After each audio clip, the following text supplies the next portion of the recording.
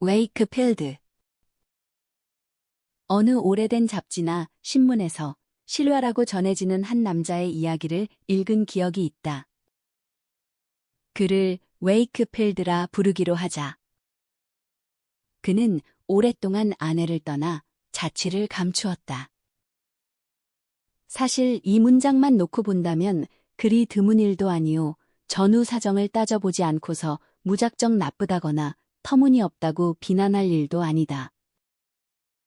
하지만 이 사건은 비록 가장 악질적인 사례는 아닐지언정 기록상 부부간의 의무를 저버린 가장 기이한 사례일 것이다. 게다가 인간의 온갖 기행 목록 중에서도 손꼽힐 만큼 해괴한 변덕이기도 하다. 이 부부는 런던에 살고 있었다. 남자는 여행을 떠난다는 구실로 집을 나선 뒤 바로 옆 골목에 숙소를 잡았다. 그리고 그곳에서 아내와 친구들에게 소식 하나 전하지 않은 채 그런 스스로의 유배에 이렇다 할 이유도 없이 20년 넘게 살았다. 그 기간 동안 그는 매일같이 자신의 집을 보았고 버림받은 웨이크필드 부인의 가련한 모습도 자주 목격했다. 부부의 행복에 그토록 거대한 공백이 생긴 뒤 그가 죽었다고 확신하여 재산이 정리되고 이름조차 기억에서 지워졌으며 아내 또한 아주 오래전부터 쓸쓸한 과부의 삶을 숙명으로 받아들였을 즈음이다. 그는 어느 저녁 마치 하루쯤 집을 비웠던 사람처럼 조용히 문을 열고 들어왔다. 그리고 죽는 날까지 자상한 남편으로 지냈다. 내가 기억하는 줄거리는 이게 전부다. 하지만 이 사건은 지극히 독창적이고 전례가 없으며 아마 다시는 되풀이되지 않을 일이지만 인간의 보편적인 동정심을 자극하는 면이 있다고 생각한다. 우리 중 누구도 그런 어리석은 짓을 저지르지 않으리라는 것을 스스로 잘 알고 있지만 누군가 다른 사람은 그럴 수도 있겠다는 기분이 들기 때문이다. 적어도 내 사색 속에서는 이 이야기가 자주 떠올랐고 그때마다 경이로움을 자아냈다. 이 이야기는 반드시 실화여야만 한다는 확신과 함께 주인공의 성격에 대한 구상도 뒤따랐다. 어떤 주제가 이토록 강렬하게 마음을 사로잡을 때 그것을 깊이 생각해보는 것은 가치 있는 일이다. 독자 여러분이 원한다면 스스로 명상에 잠겨보아도 좋고 만약 웨이크필드의 20년 방랑을 나와 함께 거닐고 싶다면 기꺼이 환영한다. 비록 우리가 그 안에서 명확한 교훈을 찾지 못하더라도 마지막 문장에 응축된 어떤 정신이나 도덕이 작품 전체에 흐르고 있을 거라 믿는다. 생각에는 언제나 힘이 있고 모든 인상적인 사건에는 그에 걸맞은 교훈이 있기 마련이니까. 웨이크필드는 어떤 사람이었을까? 우리는 저마다의 생각을 그려내어 그에게 이름을 붙여줄 자유가 있다. 그는 당시 인생의 정점에 있었다.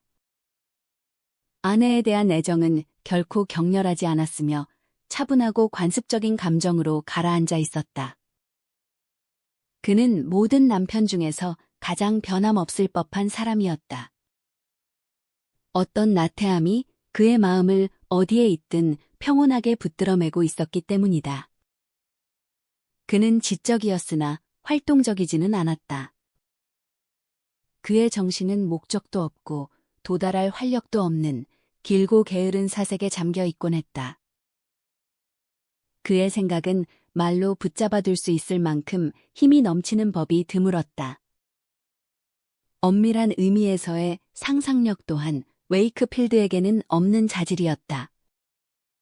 차갑지만 타락하지도 방황하지도 않는 마음을 가진 사람. 요동치는 생각으로 열병을 앓거나 독창성 때문에 괴로워해본 적도 없는 사람. 그런 우리 친구가 기행을 일삼는 자들 중에서도 으뜸가는 자리를 차지하게 될 줄 누가 짐작이나 했겠는가. 만약 그의 지인들에게 오늘 했던 일 중에서 내일 기억될 만한 것이 단 하나도 없을 런던 남자가 누구냐고 묻는다면 그들은 웨이크필드를 떠올렸을 것이다. 오직 그의 아내만이 잠시 주저했을지도 모른다. 그녀는 남편의 성격을 분석해 본 적은 없지만 그의 무력한 마음속에 녹아든 고요한 이기심을 어느 정도 눈치채고 있었다. 또한 그를 가장 불안하게 만드는 특이한 허영심, 사소한 비밀을 간직하는 것 외에는 별다른 효과도 없는 교묘한 술수, 마지막으로 그녀가 가끔 묘한 구석이라고 불렀던 선량한 남편의 성질도 알고 있었다. 물론 이 마지막 자질은 정의 내릴 수도 없고 어쩌면 존재하지 않는 것일지도 모른다. 이제 웨이크필드가 아내에게 작별을 고하는 장면을 상상해보자. 10월 어느 저녁의 황혼역이다. 그의 차림새는 칙칙한 갈색 코트에 기름칠한 모자, 상단이 긴 부츠 차림이며 한 손에는 우산, 다른 한 손에는 작은 여행 가방을 들고 있다. 그는 아내에게 야간 마차를 타고 시골에 다녀오겠다고 말했다. 부인은 여행 기간과 목적, 돌아올 시간 등을 묻고 싶었지만 남편의 무해한 신비주의를 존중하여 오직 눈빛으로만 물을 뿐이다. 그는 돌아오는 마차에 반드시 타고 있을 거라 기대하지 말라며 사흘이나 나흘 정도 늦어지더라도 놀라지 말라고 당부한다. 하지만 어찌됐든 금요일 저녁 식사 시간에는 자기를 기다리라고 말한다. 정작 웨이크필드 자신도 눈앞에 닥칠 일을 전혀 예감하지 못하고 있다. 그가 손을 내밀자 아내는 자기 손을 건네며 10년차 부부다운 일상적인 이별의 입맞춤을 나눈다. 중년의 웨이크필드 씨는 고작 일주일 정도 집을 비워 아내를 당황하게 하겠다는 결심을 품고 밖으로 나간다. 문이 닫힌 뒤 부인은 문이 살짝 열리더니 틈새로 남편의 얼굴이 자신을 향해 미소 짓다가 이내 사라지는 것을 본다. 당장 이 작은 사건은 아무 생각 없이 지나간다. 그러나 훗날 그녀가 아내로 살았던 날보다 과부로 지낸 날이 더 많아졌을 때 그 미소는 다시 떠올라 웨이크필드의 얼굴에 대한 모든 회상 속에서 가물거리게 된다. 수많은 사색 속에서 그녀는 그 미소에 온갖 환상을 덧입혔고 그것은 기이하고도 두려운 모습으로 변해갔다.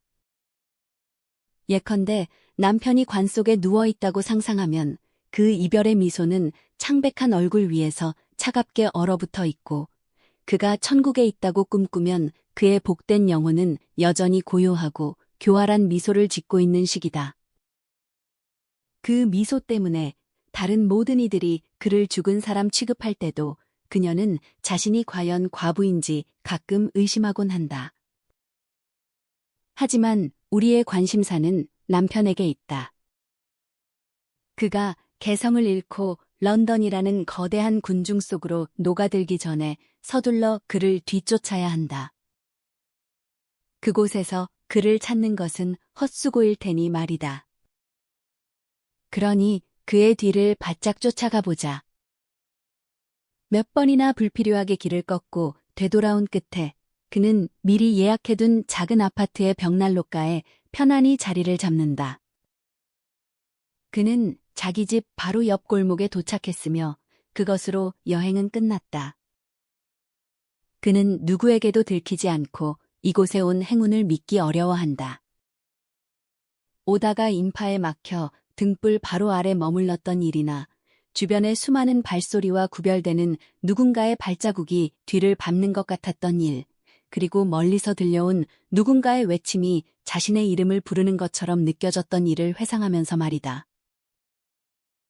틀림없이 참견하기 좋아하는 수십 명의 사람들이 그를 지켜보았고 아내에게 모든 사실을 일러 바쳤을 것이라 생각한다. 가련한 웨이크필드여. 이 거대한 세상에서 당신이 얼마나 보잘것없는 존재인지 당신은 정말 모르는구나. 나 말고는 그 어떤 인간의 눈도 당신을 추적하지 않았다. 어리석은 사람이여, 조용히 침대로 가라. 그리고 내일 아침 현명해지고 싶다면 아내에게 돌아가 진실을 말해라. 그녀의 순결한 품 안, 당신의 자리에서 단 일주일도 벗어나지 마라. 만약 그녀가 단 한순간이라도 당신이 죽었거나 실종되었다고 혹은 영원히 갈라졌다고 생각하게 된다면 당신은 그 후로 영원히 아내에게 일어난 비통한 변화를 실감하게 될 것이다. 인간의 감정에 틈을 만드는 것은 위험한 일이다. 그 틈이 오랫동안 넓게 벌어져 있어서가 아니라 너무나 빨리 다시 닫혀버리기 때문이다. 자신의 장난을 거의 후회하며 웨이크필드는 일찍 잠자리에 든다. 첫 잠에서 깨어난 그는 낯선 침대의 넓고 고독한 빈 공간으로 팔을 뻗는다. 아니야. 그는 이불을 끌어당기며 생각한다. 내일 밤엔 혼자 자지 않겠어. 아침이 되자 그는 평소보다 일찍 일어나 자신이 정말 무엇을 하려는지 고민하기 시작한다. 그의 사고방식은 워낙 느슨하고 두서가 없어서 이 특이한 행동을 감행하면서도 어떤 목적의식은 있었으나 스스로 납득할 만큼 명확히 정의하지는 못했다. 계획의 모호함과 그것을 실행에 옮기는 격렬한 시도는 모두 의지가 약한 인간의 전형적인 특징이다. 웨이크필드는 나름대로 생각을 골라내며 집안일이 어떻게 돌아가는지 궁금해한다. 모범적인 아내가 일주일의 과부 생활을 어떻게 견뎌낼지, 그리고 요컨대 자신이 중심이었던 그 작은 세상이 자신의 부재로 인해 어떤 영향을 받을지 알고 싶어 하는 것이다. 즉, 병적인 허영심이 이 사건의 가장 깊은 바닥에 깔려 있다. 하지만 어떻게 목적을 달성할 것인가? 집 바로 옆 골목에서 자고 일어났음에도 불구하고 밤새 마차를 타고 멀리 떠나온 것만큼이나 완벽하게 집 밖으로 나와 있는 이 편안한 숙소에 처박혀 있어서는 안 될 일이다. 그렇다고 다시 나타난다면 계획은 수포로 돌아간다. 이 딜레마에 뇌가 녹아버릴 지경이 된 그는 결국 밖으로 나서며 골목 입구를 지나 버려져 있는 집을 슬쩍 한번 훔쳐보기로 결심한다. 습관의 인간인 그는 자신도 모르는 사이에 습관에 이끌려 자기 집 문 앞까지 가게 된다. 바로 그 결정적인 순간 문턱에 발을 긁는 소리에 정신을 차린다. 웨이크필드, 당신 지금 어디로 가는 건가? 그 순간 그의 운명은 회전축 위에서 돌고 있었다. 첫 걸음을 뒤로 물러남으로써 자신에게 닥칠 파멸을 꿈에도 모른 채 그는 지금까지 느껴보지 못한 흥분으로 숨을 몰아쉬며 서둘러 도망친다. 모퉁이에 다다라서야 겨우 고개를 돌려본다. 아무도 그를 보지 못한 걸까? 아내와 영리한 하녀, 지저분한 심부름꾼 아이까지 온 집안 식구들이 런던 거리를 가로지르며 도망친 주인님을 잡으라고 소동을 피우지는 않을까? 기적 같은 탈출이다. 그는 용기를 내어 멈춰서서 집 쪽을 바라본다. 하지만 익숙한 건물에서 느껴지는 묘한 변화에 당혹감을 느낀다. 마치 수개월, 수년 만에 다시 보는 산이나 호수, 예술작품에서 느끼는 그런 기분이다. 보통 이런 형언할 수 없는 인상은 불완전한 기억과 실제 사이의 대조에서 비롯된다. 하지만 웨이크필드에게는 단 하룻밤의 마법이 비슷한 변화를 일으켰다. 그 짧은 시간 동안 거대한 도덕적 변화가 일어났기 때문이다. 다만 그는 이 사실을 모르고 있다. 그 자리를 떠나기 전 그는 창문을 가로질러 골목 입구 쪽을 바라보는 아내의 모습을 멀리서 아주 잠깐 목격한다. 교활하고 멍청한 이 사내는 수천 명의 인간들 사이에서 아내의 눈이 자신을 찾아냈을지도 모른다는 생각에 겁을 집어먹고 주랭랑을 친다. 숙소의 벽난로 앞에 도착했을 때 머리는 어지러웠지만 마음은 더할 나위 없이 기뻤다. 길고 긴 변덕의 시작은 이러했다. 초기의 발상과 그것을 실천에 옮기기 위해 나태한 기질을 휘저어 놓은 뒤부터는 모든 일이 자연스럽게 흘러갔다. 그는 깊은 고민 끝에 붉은색 가발을 새로 사고 평소 입던 갈색 옷과는 전혀 다른 스타일의 옷가지들을 유대인 헌옷 장수에게서 골라 샀을 것이다. 이제 준비는 끝났다. 웨이크필드는 다른 사람이 되었다.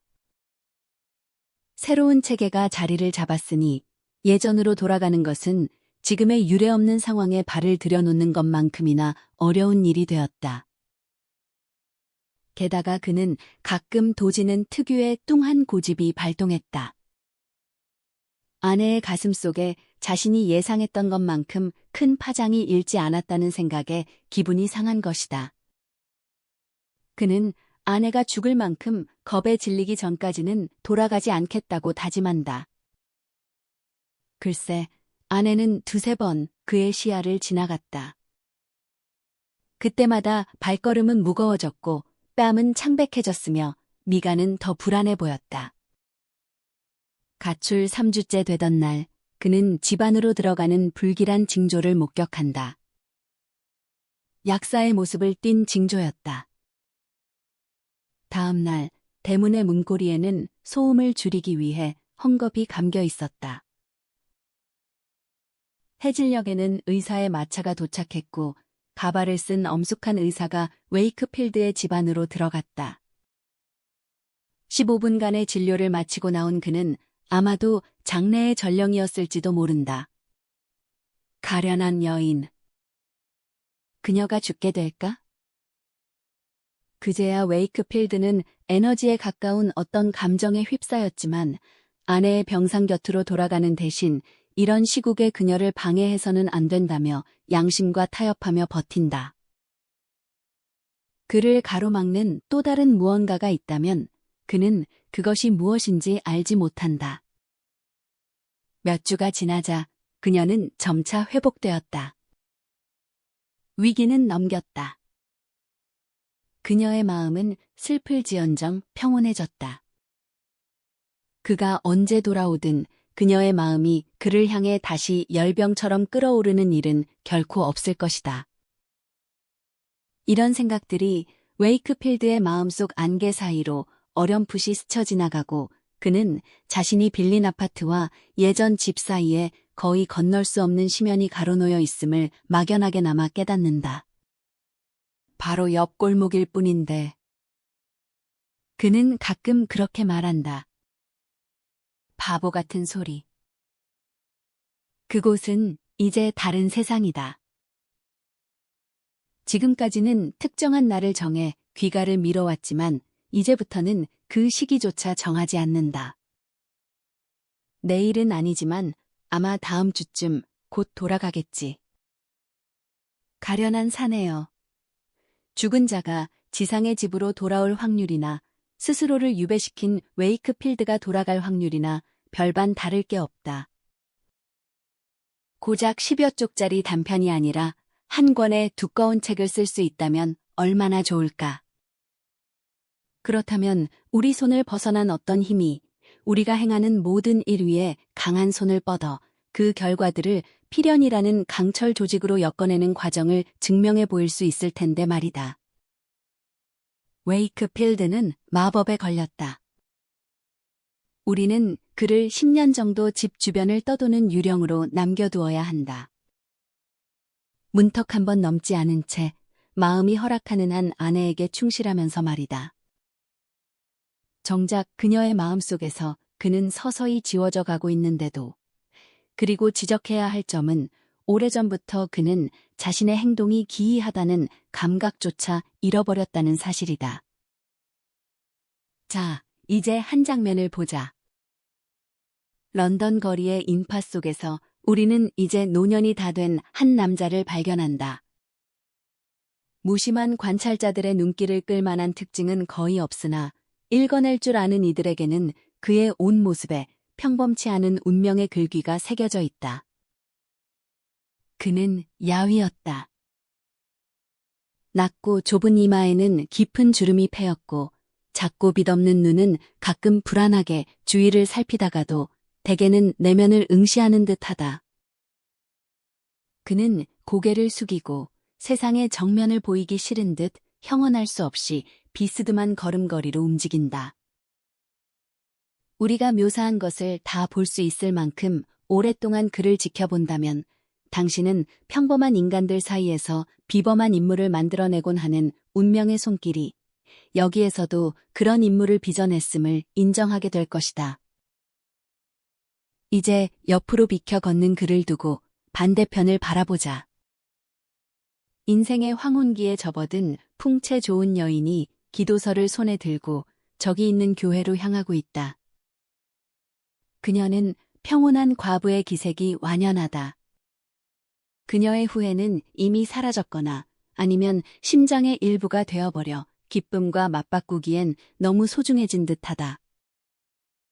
야윈 남자와 기품 있는 여인이 엇갈려 지나가는 순간 약간의 정체가 생기며 두 형체가 직접 맞부딪힌다. 그들의 손이 닿는다. 군중의 압박 때문에 그녀의 가슴이 그의 어깨에 밀착된다. 그들은 서로의 눈을 빤히 바라보며 마주선다. 10년의 이별 끝에 웨이크필드는 이렇게 아내와 재회한다. 인파가 소용돌이치며 그들을 갈라놓는다. 차분한 과부는 이전의 걸음걸이를 되찾아 교회로 향하지만 문턱에서 멈춰서서 당혹스러운 눈길로 거리를 훑어본다. 그러나 이내 기도서를 펴들고 안으로 들어간다. 그리고 그 남자는 너무나 기괴한 표정을 짓고 있어 바쁘고 이기적인 런던 시민들조차 걸음을 멈추고 쳐다볼 정도다. 그는 숙소로 달려가 문을 걸어 잠그고 침대에 몸을 던진다. 수년간 잠복해 있던 감정들이 터져나온다. 그의 나약한 정신은 그 감정들의 힘에 잠시 활력을 얻는다. 자기 삶의 그 비참하고 기이한 실체가 단숨에 드러난다.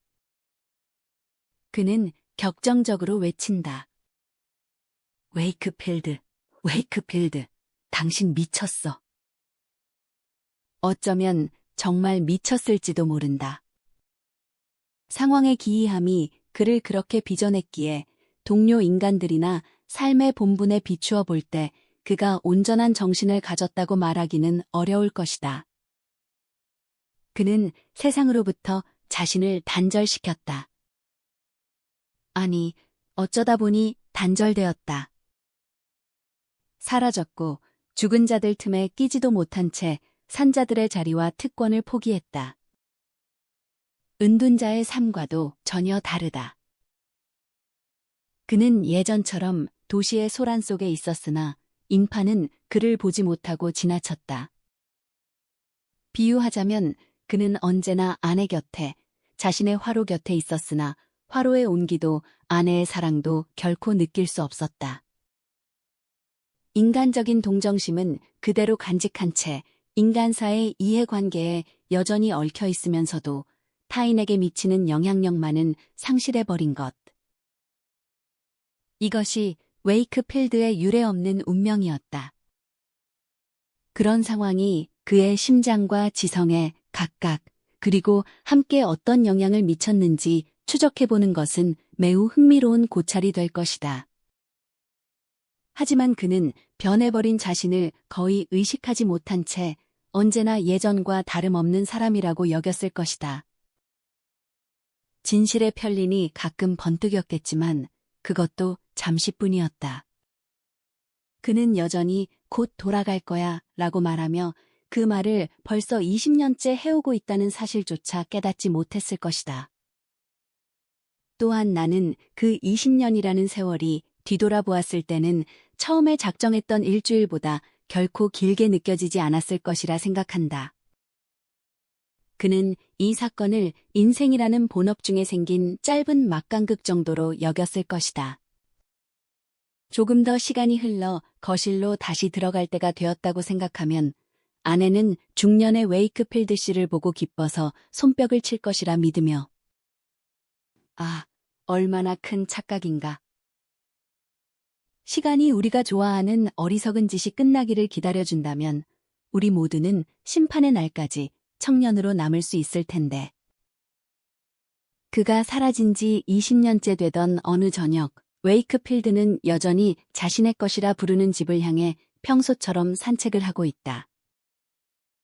가을 바람이 거센 밤, 우산을 펴기도 전에 그치곤 하는 소나기가 빈번하게 지면을 두드린다. 집 근처에서 멈춰선 웨이크필드는 2층 거실 창문을 통해 안락한 벽난로의 붉은 불빛과 너울거리는 불길을 알아본다. 천장에는 선량한 웨이크필드 부인의 기괴한 그림자가 비친다. 모자와 코, 턱, 그리고 널찍한 허리선이 절묘한 형상을 이루어 너울거리는 불길에 맞춰 춤을 춘다. 노년의 과부치고는 너무나 흥겹게 춤추는 그림자다. 바로 그 순간 소나기가 쏟아지더니 무례한 돌풍을 타고 웨이크필드의 얼굴과 품 안으로 사정없이 들이친다. 그는 가을의 냉기에 온몸이 젖어든다. 자신의 화로에는 따뜻한 불이 타오르고 있고 안에는 분명 침실 옷장에 소중히 보관해 두었을 회색 코트와 옷가지들을 달려가 가져와 줄 텐데 굳이 젖은 몸으로 여기서 떨고 서 있어야 할까? 아니다. 웨이크필드는 그 정도로 바보는 아니다. 그는 계단을 오른다. 무겁게. 내려온 뒤로 20년이 흘러 다리가 굳어버렸지만 정작 본인은 그것을 알지 못한다. 잠깐, 웨이크필드. 당신에게 남은 유일한 집으로 가려는 건가? 그렇다면 당신의 무덤 속으로 발을 들이는 셈이다. 문이 열린다. 그가 안으로 들어갈 때 우리는 그의 얼굴을 마지막으로 보게 된다. 그리고 그 교활한 미소를 알아본다. 그것은 지금까지 아내를 골탕 먹이며 계속해온 그 작은 장난의 전조였던 미소다. 그는 가련한 여인을 얼마나 무자비하게 놀려댔던가. 자, 웨이크필드에게 평안한 밤이 되기를. 이 행복한 결말은 그것이 행복이라 가정한다면 오직 예기치 못한 순간에만 일어날 수 있었을 것이다. 우리는 친구가 문턱을 넘는 모습까지 쫓아가지는 않겠다. 그는 우리에게 많은 생각할 거리를 남겨주었다. 그중 일부는 도덕이라는 교훈으로 지혜를 빌려주고 하나의 상징으로 형상화될 것이다. 신비로운 세상의 겉모습은 혼란스러워 보이지만 개인은 체계에, 체계는 서로에게, 그리고 전체에 너무나 정밀하게 맞춰져 있다. 그래서 누군가 잠시라도 곁길로 새나간다면 그는 자신의 자리를 영원히 잃어버릴 무시무시한 위험에 처하게 된다. 웨이크필드처럼 말하자면 우주의 추방자가 되어버릴 수도 있는 것이다. 작품 해설. 우주의 추방자, 웨이크필드가 남긴 서늘한 질문. 이 작품은 일상의 아주 작은 균열이 어떻게 한 인간을 영원한 구괴자로 만드는지 보여주는 서늘한 심리 소설입니다.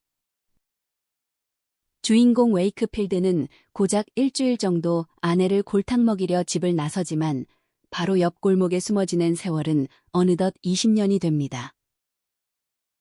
이 황당하고도 기괴한 행보를 통해 작가는 개인이 사회라는 정교한 시스템에서 잠시만 옆으로 비켜나도 다시는 제자리를 찾지 못할 수 있다는 실존적인 경고를 던집니다. 작품 속에서 웨이크필드는 스스로를 관찰자라고 믿었지만 실상은 세상으로부터 지워진 존재, 즉 우주의 추방자가 되어버렸습니다. 그가 20년 만에 마치 아무 일 없었다는 듯 집 문턱을 넘는 순간 독자는 안도감보다는 기괴한 공포를 느끼게 됩니다. 이미 세상의 톱니바퀴는 그 없이도 완벽하게 맞물려 돌아가고 있으며 그가 돌아간 그 집은 더 이상 예전의 그곳이 아니기 때문입니다. 작가는 이 우화 같은 이야기를 통해 우리에게 묻습니다. 당신이 지금 점유하고 있는 사회적 위치와 유대 관계는 과연 얼마나 견고합니까? 타인과의 관계라는 가느다란 끈을 스스로 끊어내는 순간, 우리 역시 언제든 돌아갈 곳 없는 유령 같은 존재가 될 수 있음을 이 작품은 냉소적이면서도 우아한 문체로 일깨워줍니다.